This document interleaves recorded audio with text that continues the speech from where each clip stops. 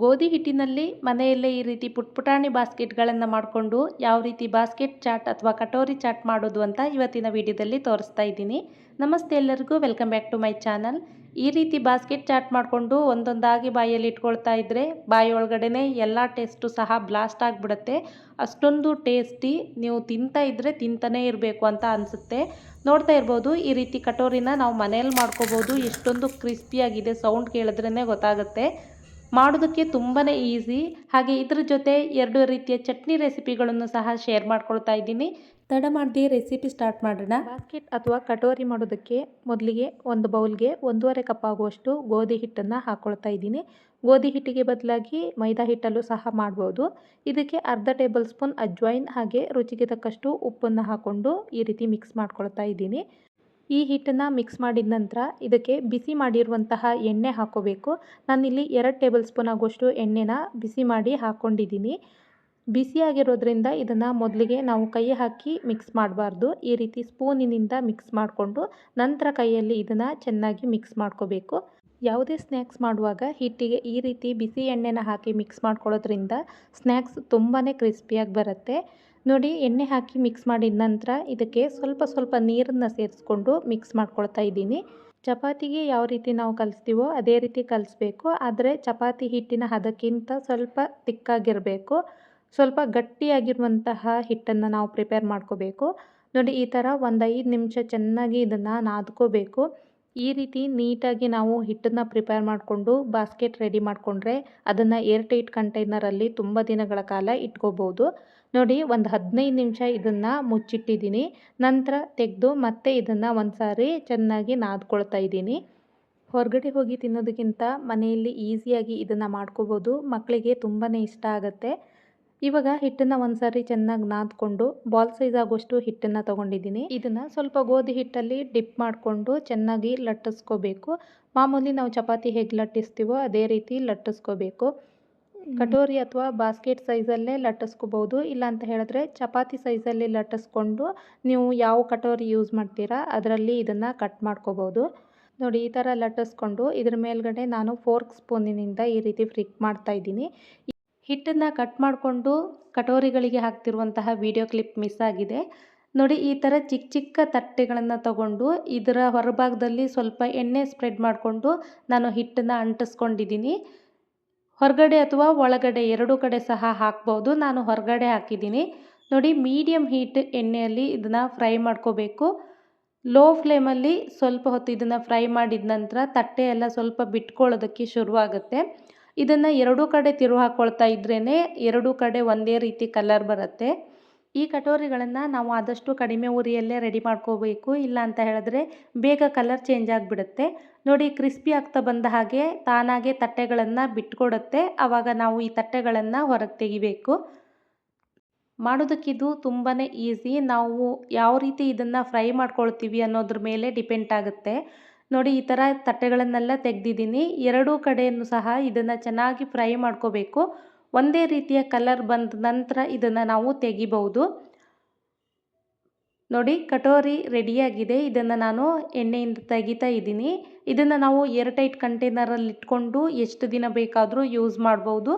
ಈ ರೀತಿ ಚಿಕ್ಕದಾಗಿ ಬಾಸ್ಕೆಟ್ ಮಾಡಿಕೊಂಡ್ರೆ ನಾವು ಒಂದು ಬೈಟಿಗೆ ಇದನ್ನು ತಿನ್ಬೋದು. ಇಲ್ಲ ಅಂತ ಹೇಳಿದ್ರೆ ಚಿಕ್ಕ ಚಿಕ್ಕ ತಟ್ಟೆಗಳು ಮನೆಯಲ್ಲಿಲ್ಲ ಅಂದರೆ ದೊಡ್ಡದಾಗಿರುವಂತಹ ತಟ್ಟೆಯಲ್ಲೂ ಸಹ ಮಾಡ್ಬೋದು. ಬಾಸ್ಕೆಟ್ ಚಾಟ್ ಚೆನ್ನಾಗೇ ಬರುತ್ತೆ, ಆದರೆ ಕಟ್ ಮಾಡಿ ತಿನ್ನಬೇಕಾಗತ್ತಷ್ಟೇ.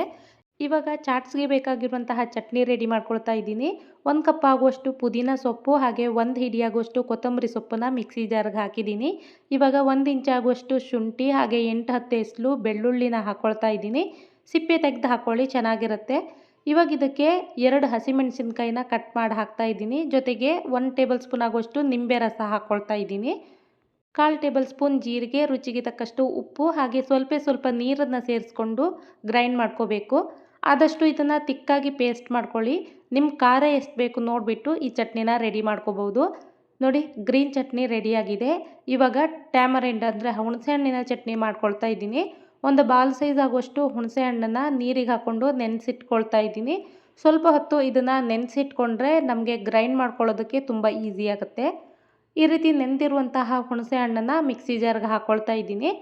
ಒಂದೇ ಸಾರಿ ಪೂರ್ತಿ ನೀರು ಹಾಕ್ಕೋಬೇಡಿ. ಸ್ವಲ್ಪ ಹುಣಸೆ ಹಣ್ಣನ್ನು ರುಬ್ಬಿದ ನಂತರ ನೀರು ಬೇಕು ಅಂತ ಅನಿಸಿದ್ರೆ ಮಾತ್ರ ಹಾಕ್ಕೊಳ್ಳಿ.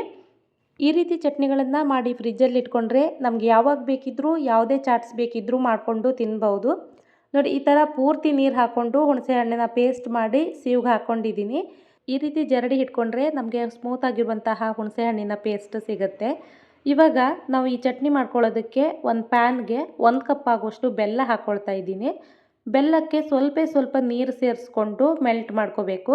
ಜಾಸ್ತಿ ನೀರು ಹಾಕ್ಕೋಬಾರ್ದು. ಜಾಸ್ತಿ ನೀರು ಹಾಕ್ಕೊಂಡ್ರೆ ನಂತರ ನಾವು ತುಂಬ ಹೊತ್ತು ಕುದಿಸ್ತಾ ಇರಬೇಕಾಗತ್ತೆ. ನೋಡಿ, ಬೆಲ್ಲ ಎಲ್ಲ ಮೆಲ್ಟ್ ಆದ ನಂತರ ಇದಕ್ಕೆ ನಾನು ಹುಣಸೆ ಹಣ್ಣಿನ ರಸನ ಹಾಕ್ಕೊಳ್ತಾ ಇದ್ದೀನಿ. ಪೂರ್ತಿಯಾಗಿ ಹಾಕ್ಕೊಂಡಿದ್ದೀನಿ. ಇವಾಗ ಇದನ್ನೊಂದು ಸಾರಿ ಕ್ಲೀನಾಗಿ ಮಿಕ್ಸ್ ಮಾಡಿಕೊಂಡು ಚೆನ್ನಾಗಿ ಕುದಿಯೋದಕ್ಕೆ ಬಿಡಬೇಕು. ಇದರಲ್ಲಿರುವಂತಹ ನೀರಿನಂಶ ಎಲ್ಲ ಸಂಪೂರ್ಣ ಕಡಿಮೆ ಆಗಬೇಕು. ನೋಡಿ, ಈ ಥರ ಚೆನ್ನಾಗಿ ಕುದಿ ಬಂದು ಸ್ವಲ್ಪ ತಿಕ್ಕಾಗ್ತಾ ಬರುತ್ತೆ. ನೋಡಿ, ಈ ರೀತಿ ತಿಕ್ಕಾಗಬೇಕು. ಇವಾಗ ಇದಕ್ಕೆ ಮಸಾಲ ಪದಾರ್ಥಗಳನ್ನು ಹಾಕ್ಕೊಳ್ತಾ ಇದ್ದೀನಿ. ಸ್ವಲ್ಪ ಉಪ್ಪು, ಅರ್ಧ ಟೇಬಲ್ ಸ್ಪೂನ್ ಚಾಟ್ ಮಸಾಲ, ಅರ್ಧ ಟೇಬಲ್ ಸ್ಪೂನ್ ಜೀರಿಗೆ ಪುಡಿ, 1 ಟೇಬಲ್ ಸ್ಪೂನ್ ಧನಿಯಾ ಪುಡಿ, 1 ಟೇಬಲ್ ಸ್ಪೂನ್ ಅಚ್ಚ ಖಾರದ ಪುಡಿ ಹಾಕ್ಕೊಂಡಿದ್ದೀನಿ. ಇದನ್ನು ನೀಟಾಗಿ ಮಿಕ್ಸ್ ಮಾಡಿಕೊಂಡು ಚೆನ್ನಾಗಿ ಕುದಿಸ್ಕೋಬೇಕು. ಆಲ್ರೆಡಿ ಸ್ವಲ್ಪ ಉಪ್ಪನ್ನು ಹಾಕಿದ್ದೀನಿ. ಇವಾಗ ಸ್ವಲ್ಪ ಬ್ಲ್ಯಾಕ್ ಸಾಲ್ಟ್ ಹಾಕ್ಕೊಳ್ತಾ ಇದ್ದೀನಿ. ಬ್ಲ್ಯಾಕ್ ಸಾಲ್ಟ್ ಹಾಕಿದ್ರೆ ಟೇಸ್ಟ್ ತುಂಬಾ ಚೆನ್ನಾಗಿರುತ್ತೆ. ಇದನ್ನು ಮಿಕ್ಸ್ ಮಾಡಿಕೊಂಡು ಚೆನ್ನಾಗಿ ಕುದಿಸ್ಕೋಬೇಕು. ನೋಡಿ, ಈ ಥರ ಚಟ್ನಿ ತಿಕ್ಕಾಗಬೇಕು. ಹಾಗೆ ಇದನ್ನು ಕಂಪ್ಲೀಟಾಗಿ ತಣ್ಣಗಾಗೋದಕ್ಕೆ ಬಿಡಬೇಕು. ತಣ್ಣಗಾದ ನಂತರ ಇದು ಇನ್ನೂ ತಿಕ್ಕಾಗುತ್ತೆ. ನೋಡಿ, ಈ ಥರ ಇದನ್ನು ನಾನು ಏರ್ಟೈಟ್ ಕಂಟೈನರ್ಗೆ ಹಾಕಿ ಸ್ಟೋರ್ ಮಾಡಿ ಇಟ್ಕೊಳ್ತಾ ಇದ್ದೀನಿ. ಇದನ್ನು ಬೇಕಾದಾಗ ನಾವು ಫ್ರಿಜ್ಜಿಂದ ತೊಗೊಂಡು ಯೂಸ್ ಮಾಡ್ಕೋಬೋದು. ಯಾವುದೇ ಚಾಟ್ಸ್ಗಾದರೂ ಈ ಚಟ್ನಿ ತುಂಬಾ ಚೆನ್ನಾಗಿರುತ್ತೆ. ಇವಾಗ ನಾವು ರೆಡಿ ಮಾಡಿಟ್ಟಿರುವ ಕಟೋರಿಗಳನ್ನು ಈ ರೀತಿ ಅರೇಂಜ್ ಮಾಡಿ ಇಟ್ಕೊಂಡಿದ್ದೀನಿ. ಇದ್ರೊಳಗಡೆ ಬೇಯಿಸಿರುವಂತಹ ಸಿಹಿ ಗೆಣಸನ್ನು ಹಾಕ್ಕೊಳ್ತಾ ಇದ್ದೀನಿ.